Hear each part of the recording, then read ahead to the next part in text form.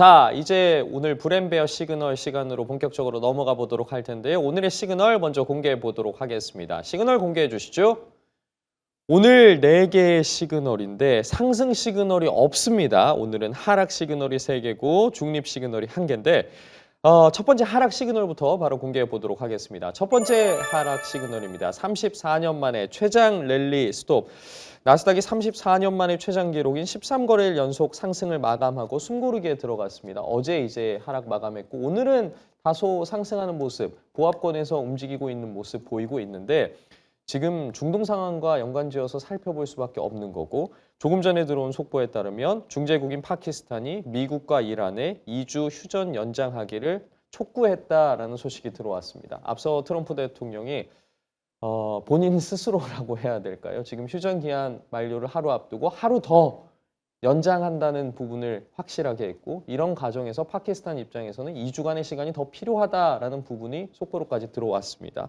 현재 지금 나스닥 잘 나가고 있었고 지금 변동성 다시 확대하고 있으면 하락 조정할 가능성에 대해서 다시 한번 좀 대비해야 되지 않겠냐 이 시점에서 이런 이야기도 나오고 있거든요. 지정학적 이슈와 관련해서 어떻게 보고 계십니까? 이미 시장은 휴전 내지는 종전에 선반영했다는 생각을 하고 있습니다. 이미 지금 이거 비근한 예로 나스닥이라든가 S&P 500은 이제 최고점을 돌파를 했어요. 그런 상황을 감안을 했을 때는 결국은 어제 나타났던 조정은 오히려 이제 어떤 전쟁과 관련되는 그런 조정보다는 그러니까 일단 시장이 최근에 강하게 올랐기 때문에 이에 따른 아주 자연스러운 조정으로 보는 것이 맞지 않나 이렇게는 말씀드릴 수가 있겠고요. 말씀드린 대로 나스닥이라든가 S&P 500은 고점을 돌파한 이후에 숨고르기 국면으로 우리가 이해하는 것이 맞지 않나 이렇게 좀 판단하고 있습니다. 그래서 사실은 지금 시장은 오히려 지금 전쟁에 대해서는 뭐 이런 표현 쓰면 뭐 좀 적절할지 모르겠습니다만은 좀 무뎌졌어요, 감각이. 그래서 지금 뭐 이게 결국은 어떠한 뭐 지금 중간에 변동성이 나타날 수 있을지언정 이미 어느 정도의 그 타임 스케줄 상으로는 이제 이것이 어느 정도 이제 마무리 국면으로 가지 않겠느냐라는 부분 그런 것들이 이미 시장에서는 반영을 하고 있다. 전 이렇게 좀 볼 수가 있을 것 같아요. 일희일비하는 시점은 조금 지나갔다라고 정리를 해볼 수 있을 것 같은데 그렇다면 만약에 이번에 2차 협상이 부정적으로 끝난다고 했을 때의 낙폭 또 네. 긍정적으로 끝난다고 했을 때의 상승폭 이 부분에 대해서는 기존에 저희가 뭐 1차 협상 때라던가 네. 그 부분에서 폭이 좀 좁다라고 예측하고 계시는 겁니까? 사실에 지금 이 휴전 협상에 대한 시나리오는 몇 개가 있습니다. 근데 뭐 지금 가장 가능성이 높은 시나리오는 앞에서 이제 파키스탄의 얘기도 했지만은 그러니까 최종 합의는 조금 미뤄질 것 같아요. 왜냐하면은 아직까지는 지금 우리가 미국이나 이란이나 레드라인으로 설정하고 있는 우라늄 농축에 대한 종결이라든가 또 호르무즈 해협 봉쇄라든가 이런 부분들을 쉽사리 좁히지는 못할 것 같아요. 다만 이렇게 최종 합의는 나오지 못하더라도 추가적인 합의를 위해서 뭔가 양국이 이제 양해각서를 체결을 하고 휴전을 좀 연장하는 이것이 공식적인 휴전 연장보다는 비공식적으로 우린 좀 더 합의의 시간이 필요하다는 쪽으로의 어떤 그 정도로의 어떤 지금 이번에 2차 협상에서는 그런 쪽으로 내용이 좀 모아지지 않겠는가라는 생각을 하고 있습니다. 그러니까 결국 뭐 트럼프 대통령은 이제 하루 연장을 했고 공식적으로 여기에다가 만약에 이제 협상이 잘 안 되면 또 공격을 하겠다고 얘기하고 있지만은 사실은 그 미국한테 굉장한 부담이 돼요. 그러니까 지금 지지율이 계속해서 하락을 하고 있는 상황이고 인플레이션의 상승이 이제 본격화되고 있는 상황인 점에서 여기서 추가적으로 이제 어떤 전쟁 국면으로 끌고 간다라는 거는 지금 미국 입장에서는 별로 이렇게 바른 선택은 아니기 때문에 지금 그러니까 고려할 만한 선택은 아니기 때문에 그런 부분들을 감안하면은 저는 뭐 지금은 가장 가능성 높은 것은 앞에서 말씀드렸다시피 일단 조금 이제 공식적이든 비공식적이든 휴전에 조금 더 시간을 갖는 아마 이런 형태가 나타날 가능성이 제일 크지 않나 좀 이런 말씀을 드릴 수가 있겠고요. 만약에 최악의 시나리오대로 뭐 전쟁 재개가 나타날 수가 있을 것 같은데 결국 미국 내에서도 뭐 국방부하고 지금 국방부 중심으로는 아직까지 강경론자들이 우세한데 뭐 재무부라든가 이런 쪽에서는 지난번에 이제 행정부에서의 어떤 굉장히 굉장히 이제 이 부분에 대해서 허심탄회한 토론이 좀 이어졌는데 거기서도 사실 결론을 못 내렸거든요. 그러니까 재무부라든가 이런 쪽에서는 지금 경제적인 부분이라든가 이런 반영해서 굉장히 또 이제 좀 약간 완화론을 내세우기도 했었고, 결국 중요한 건 트럼프 대통령의 선택인데 지금 아직까지는 명분과 실리 사이에서 좀 고민을 하는 것 같아요. 근데 결과적으로 지금은 명분보다는 실리가 더 중요한 상황이 아닌가라는 생각이 들고요. 그래서 말씀드린 대로 저는 최악의 상황이 전개되기는 조금 그 가능성은 상대적으로 낮지 않나, 좀 이런 말씀을 좀 드릴 수가 있을 것 같습니다. 그렇다면 나아가서 미 증시뿐만 아니라 우리 증시 앞으로의 흐름은 좀 어떨 거라고 보세요? 사실 뭐 마찬가지죠. 이제 우리 증시 같은 경우 코스피가 오늘 다시 고점을 돌파했습니다. 결국 무슨 얘기냐면은 지금 미국 증시나 우리 증시나 이제 전쟁은 공식적인 건 아니지만 어쨌든 간에 시장에서는 이미 거의 전쟁보다는 그 이후를 보고 있다라는 거예요. 지금 이미 우리 시장도 오늘 뭐 SK 하이닉스의 그 실적에 대한 기대감이라든가 이런 부분들, 또 2차 전지 산업에 대한 어떤 기대감이나 이런 부분들을 등이 없고 고점을 돌파했는데, 그런 부분들을 감안한다라면은, 근데 이제 만약에 정말 그게 가능성은 낮지만은 또 여기서 전쟁의 또 그 재개 국면이 나타난다면은 시장을 한번 흔들릴 수 있겠죠. 하지만 그럼에도 불구하고 시장은 이미 그런 것들을 어느 정도 이제 마무리하는 국면으로 접어들고 있지 않나, 이런 말씀을 좀 드릴 수가 있을 것 같습니다. 알겠습니다. 중동 상황의 흐름은 계속해서 좀 살펴봐야 할 것 같고요. 이제 두 번째 시그널로 넘어가 보도록 하겠습니다. 두 번째 시그널 공개해 보겠습니다. 두 번째 시그널 중립 시그널입니다. 케빈 워시 운명의 21일.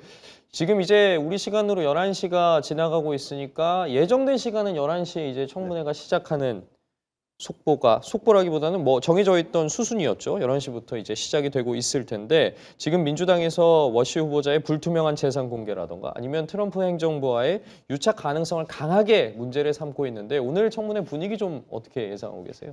결국 그런 거죠. 이제 흔히 청문회 하면은 우리가 그 인물에 대한 검증이 이제 첫 번째가 될 텐데, 사실은 인물에 대한 검증보다는 금리 인하를 정당화할 수 있는 것에 대한 어떤 정책의 검증이겠죠. 이거는 이게 포인트가 될 거고, 지금 일단은 저는 시나리오상으로 한 3가지 정도가 꼽힐 수 있을 것 같은데, 예. 첫 번째는 조건부의 통과예요.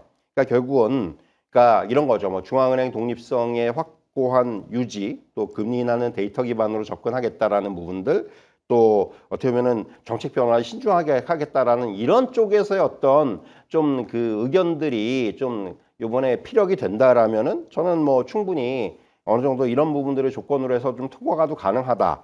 근데 이제 이게 잘 안 되고 공화당이나 민주당이 이제 대립으로 간다라면은 결국은 이 부분은 상당히 조금 뭔가 박빙의 통과도 예상이 된다라는 거예요. 물론 근데 지금 이게 쉽지가 않은 게, 아시겠지만 공화당의 톰 털리스 하원 의원이 지금 계속해서 아시겠지만은 파월 의장의 이제 법적인 이 부분이 이제 지금 조사가 끝나기 전까지는 인준 안 된다라는 의견을 보이고 있기 때문에 사실은 이 부분은 쉽지가 않습니다. 그래서 저는 중요한 게 워시가 어떤 스탠스를 보이느냐예요. 그러니까 얼마나 그러니까 지금 이 청문회 협상에서 의원들을 설득을 할지가 중요하다라는 거죠. 그러니까 지금 본인의 어떤 이런 논리들을 얼마나 잘 설득을 할 것이며 그것이 얼마나 먹혀들지가 저는 가장 중요한 포인트가 아니겠는가, 좀 이런 말씀을 좀 드릴 수가 있을 것 같습니다. 말씀해 주신 것처럼 케빈 워시가 과연 어떠한 발언들을 내놓고 민주당 의원을 비롯해서 청문회가 통과가 될 수 있도록 입장을 취할지에 대한 부분인 건데, 나아가서 그렇다면 지금 워시 입장에서 어떤 제스처를 취하는 게 가장 통과에 유리하다고 보세요? 말씀드린 대로 일단 그런 거죠. 그러니까 지금은 제일 중요한 거는 연준의 중립성에 대한 부분이에요. 그러니까 앞서 이제 문건 제출에서도 보면은 워시가 그런 얘기를 했죠. 이제 뭐 트럼프 대통령이 그런 얘기는 할 수 있지만은 그럼에도 불구하고 연준은 독립적인 기관이다라고 생각한다. 이제 그런 건데, 결국 그러한 부분들, 그러니까 이제 지금 가장 우려하는 게 연준이 이제 정치적인 결정에 휘둘릴 것을 우려하는 거지 않습니까? 그 부분에 대해서 얼마나 이제 독립성을 잘 지켜나갈 수 있을지에 대한 그 부분을 가장 강하게 좀 이제 어필을 할 것으로 보여지고요. 그러니까 이게 지금 워시가 연준 의장이 되더라도 저는 실질적으로 그러니까 연준 의장이 되기 전과 연준 의장이 된 다음에는 또 입장이 달라질 가능성이 크다고 생각을 합니다. 지금 사실 연준이 쉽게 금리를 낼 수 있는 상황은 아니에요. 뭐 이제 일단은 지금 유가 인상에서 촉발이 될 인플레이션에 대한 부분들을 가장 먼저 지표상으로 우리가 이제 맞닥뜨려질 거고요. 그렇다면은 사실 이미 연준은 데이터 기반의 어떤 의사결정에 이제는 어느 정도 틀이 잡혀 있는 기관이에요. 그런 상황에서 의장이 바뀐다고 하더라도 그런 연준의 스탠스가 하루아침에 바뀔 것 같지 않습니다. 또한 제가 이전에도 그런 말씀 드렸는데 연준 의장의 영향력이 과거보다 확실히 약화가 됐어요. 이제는 연준 의장은 그냥 이제 그러니까 자기의 어떤 주장을 관철시킬 수가 있는 상황은 또 아니고 일단 위원들과 이제 어떤 그런 이제 이런 것들을 의견을 조정해서 이제 결정을 하는 이제 그 연준의 어떤 집합적인 의사결정 기구가 돼버렸기 때문에 그런 상황에서 뭐 워시가 이제 금리 인하를 주장한다고 하더라도 위원들이 그것을 수긍하느냐 여부는 또 다른 얘기란 말이에요. 그렇기 때문에 지금 사실은 저는 이렇게 금리 인하가 생각보다는 쉽지가 않을 것이다. 아무리 워시가 의장이 되더라도. 그래서 뭐 아직까지도 저는 아마 올해 금리 인하가 지금 상황에서는 쉽지는 않다. 이런 쪽에 조금 더 무게를 두는 쪽입니다. 금리와 인플레 관련한 부분 말씀해 주셨으니까요. 저희 방송 전에 미국의 3월 소매 판매가 나왔습니다. 1.7%가 증가를 했는데 시장 예상치가 1.4%였고 그 예상치를 상회를 했습니다. 물론 이제 여기에 유가 급등이라던가 또 세금 환급 효과가 반영이 됐기 맞습니다. 때문에 지속 가능성에 대해서는 조금 더 지켜봐야 한다라는 네. 이야기가 있는데 이 수치에 대해서는 어떻게 보셨어요? 사실 이제 말씀하신 대로 일단 지금 요번에 어떻게 아직까지 소비가 꺾이지는 않았다라는 부분 이건 굉장히 긍정적이에요. 그나마 지금 소비까지 조금 이제 둔화가 되는 모습이 나타나면은 경기 침체에 대한 또 우려가 굉장히 급부상이 될 수가 있습니다. 근데 오히려 지금 경기 침체에 대한 우려가 급부상이 된다라면은 연준은 금리 인하를 할 명분이 생겨버려요. 그렇기 때문에 사실은 오히려 경기 침체에 대한 시그널이 본격화되는 것을 연준은 바라고 있을지도 몰라요. 그러니까 연준이라기보다도 케빈 워시의 입장에서는. 그러니까 뭔가 설득을 할 수 있는 논리들이 생긴다라는 거죠. 근데 지금 일단은 요번에 이제 이런 소비 지표들을 보면 아직까지 그러니까 미국을 지탱하는 소비는 견조하다. 물론 근데 향후에 이제 인플레이션의 본격화라든가 이런 것들이 수치로 나타났을 때 과연 이러한 소비의 흐름이 이어질 수 있겠느냐의 여부는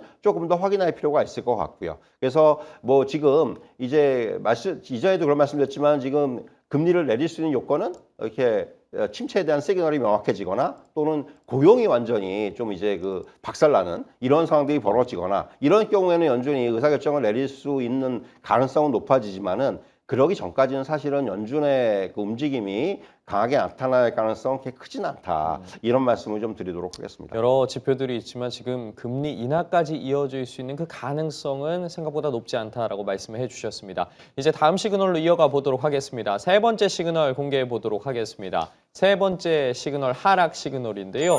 굿바이 팀 쿡입니다. 벌써 시간이 이렇게 지났나 싶습니다. 스티브 잡스에 이어서 15년 동안 이제 팀 쿡, 애플을 이끌어 왔는데 물러난다라는 소식이 전해졌습니다. 네. 사실 뭐 운영의 마법사다라는 평가도 예. 뒤따랐는데 그 15년의 기간 어떻게 좀 평가하세요? 사실은 그런 생각을 했었죠. 그러니까 스티브 잡스가 사망을 하고 이제 팀 쿡이 CEO가 됐을 때는 야, 스티브 잡스가 없는 애플이 과연 잘 지탱을 할 것인지 이것에 굉장히 부정적인 시각이 많았는데 사실 팀 쿡이 애플을 이끄는 동안에 시총이 3,500만 달러에서 4조 달러까지 10조, 그러니까 10배 이상 증가를 했어요. 그러니까 성장세는 명확하게 나타났고 매출액도 한 1,000억 달러 정도에서 지금 4,160억 달러까지 증가를 했으니까 한 4배 정도 늘어난 겁니다. 그러니까 15년 동안에 매출이 4배 정도 성장을 했다. 상당히 팀 쿡은 경영을 잘했다라는 게 일단 우선적으로 우리가 평가할 수 있는 부분이고 사실 애플이 이제 그 기간 동안에 애플 워치를 내놨고 에어팟을 내놨고 또 이제 비전 프로를 내놨거든요. 그러니까 신제품에 있어서도 계속해서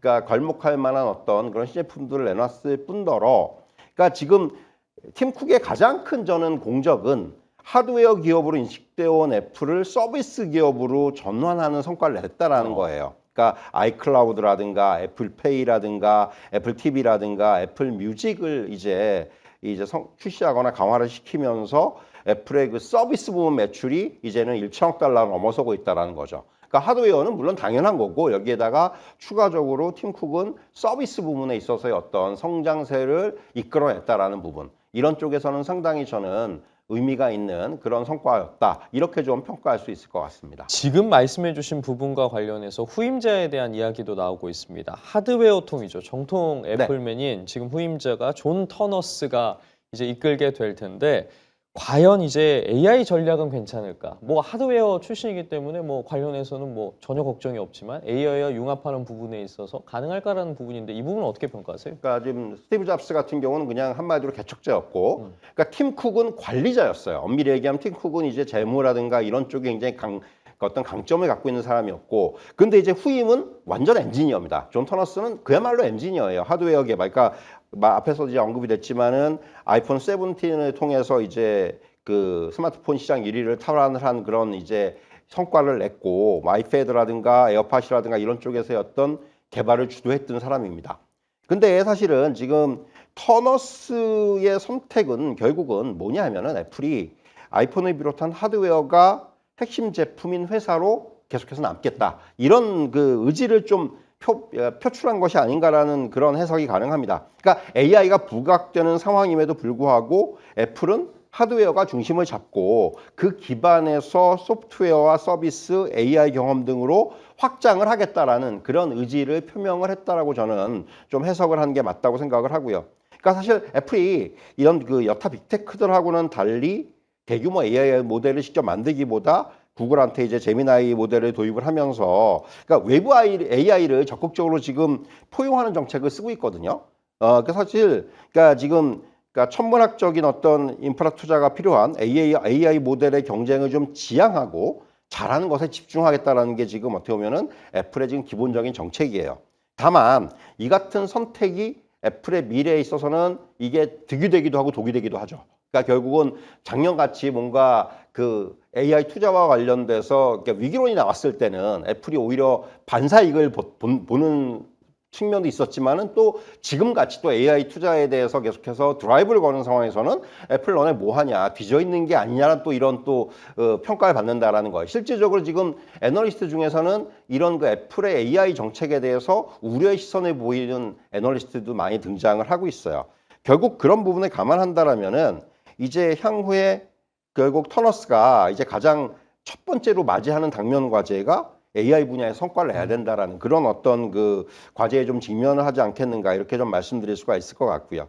그러니까 물론 터너스가 이제 그 애플의 자체 칩인 애플 실리콘으로 이제 전환하는 데 있어서의 주요한 역할을 했다라는 점에서 AI 전환 과제를 굉장히 생각보다 잘 해낼 수도 있다라는 그런 또 의견들도 있거든요. 그래서 결국은 얼마만큼의 어떤 AI로의 전환을 그 가져갈 것인지는 이제 향후에 좀 상황을 지켜봐야 되겠지만은 그럼에도 불구하고 전 여전히 애플은 기존의 어떤 하드웨어라든가 그러니까 서비스 쪽에 조금 더 포커스를 맞출 것 같아요. 그러니까 지금 보면은 그래서 AI는 말씀드린 대로 이제는 어떻게 보면 다른 회사들과는 조금은 다른 하지만 그래도 적어도 완전히 뒤처지기보다는 어느 정도는 속도는 좀 맞추는 그런 쪽으로 저는 어떤 그 향후에 어떤 상황이 좀 진행되지 않겠는가 이렇게 좀 말씀드릴 수가 있을 것 같습니다. 그럼 짧게 이제 애플의 주가에 대해서 어떻게 생각하시는지 좀 지금 애플의 짚어볼게요. 차트를 보면은 최근에 역시 마찬가지로 다른 빅테크도 마찬가지입니다만은 바닥에서 이제 좀씩 상승을 하는 모습이 나타나고 있는데 저는 뭐 지금 올해 이제 중요한 부분들은 결국은 뭐 폴더블 폰으로의 진출이라든가 이런 부분이에요. 그런 것들은 그런 이제 모멘텀들을 갖고 있는 상황이고 최근에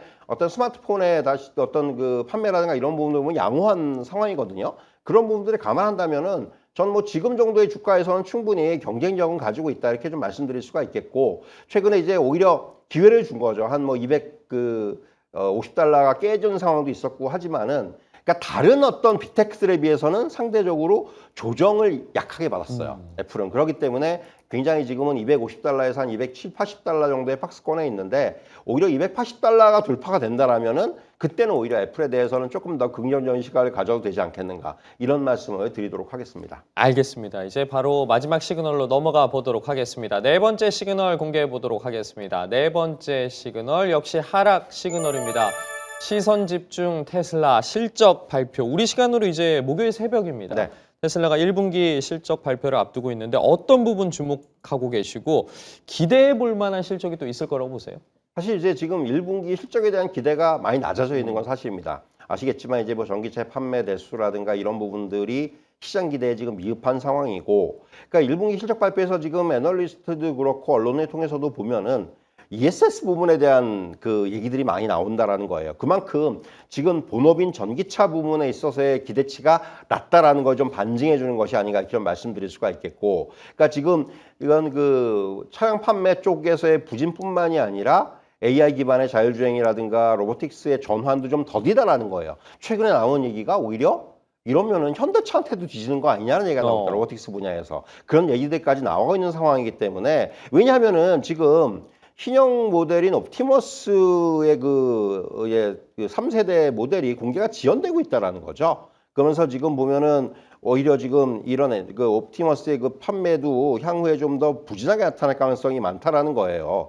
그런 부분들을 감안한다라면은 상당히 조금 이제 그 이런 쪽에서의 기대감보다는 이번 실적에서는 ESS 부분이 얼마나 이 부분을 커버해 줄 수 있을 것인가. 실질적으로 에너지 사업은 지금 매출이 작년도보다 그 어떤 작년 동기보다 한 50% 이상 증가할 것으로 지금 예상이 되고 있고, 그러니까 이런 것들을 보면은 자동차라든가 서비스 부문의 매출의 어떤 성장세보다 훨씬 더 상회를 할 것으로 예상이 되고 있기 때문에 오히려 지금 1분기 실적에서의 포커스는 이러한 ESS 에너지 부문에서의 성장에 조금 더 우리가 초점이 맞춰져 있는 것이 아닌가, 이런 말씀을 좀 드릴 수가 있을 것 같습니다. 그를 비롯해서 지금 테슬라 같은 경우에는 주가 상승보다 어떻게 하면 주가 하락을 방어할 수 있을까라는 이야기가 나오고 있는데, 말씀해주신 부분을 비롯해서 일론 머스크가 지금 수익화가 가능한 로드맵을 어떻게 제시할 것인가, 그리고 또 테라팹 시설 등 신규 인프라와 관련해서 어떤 이야기를 내놓을 수 있을 것인가, 이 부분에도 집중이 되고 있어요. 사실 그런 거죠. 지금 뭐 테라팹 얘기도 테라팹도 마찬가지인데,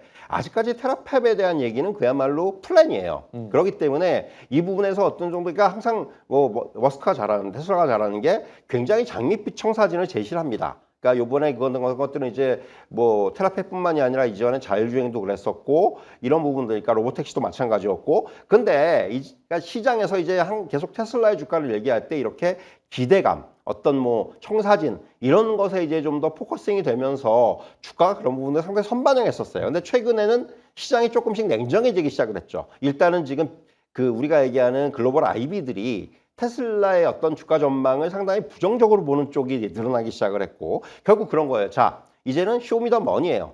보여달라는 거예요, 실적을 갖다가. 더 이상 이제 뭐 우리에게 더 이상 그런 그 어떤 장밋빛 그 어떤 그런 미래 얘기만 구상만으로는 그런 지금 거보다는 이제는 좀 현실을 보여줘라, 이런 거고, 그러다 보니까 약간 좀 지금 테슬라 입장에서는 좀 급해진 거가 사실인 거고, 그러다 보니까 이제 지금 뭐 스페이스X라든가 이런 부분의 상장을 앞당기면서 뭔가 이제 좀 어떤 시선을 분산하고 효과를 좀 이제 가져보려는, 그러니까 어떤 시너지 효과를 가져보려는 이러한 시도들이 나타나고 있다고 저는 생각을 하고 있습니다. 그렇기 때문에 결국은 중요한 것은 이제부터는 이제 요번에 이제 실적 발표에서도 물론 머스크가 또 여러 가지 얘기를 하겠지만은 이런 부분들에 대해서 시장은 조금 더 냉정해지지 않겠는가. 자, 이런 것들이 과연 실적으로 어떻게 이어질 수 있을지, 이런 부분에서 조금 더 명확성을 요구하지 않겠는가, 이런 말씀을 좀 드릴 수가 있을 것 같네요. 그럼 바로 이제 테슬라 차트 흐름 좀 짧게 좀 짚어보도록 지금 이제 하겠습니다. 지금 테슬라 차트를 띄워놓고 있는데, 최근에 아시겠지만 337달러 정도까지 바닥을 확인하고 지금 400달러까지 올라온 상황이에요. 그러니까 주가는 그래도 바닥에서 20% 이상 반등을 했는데,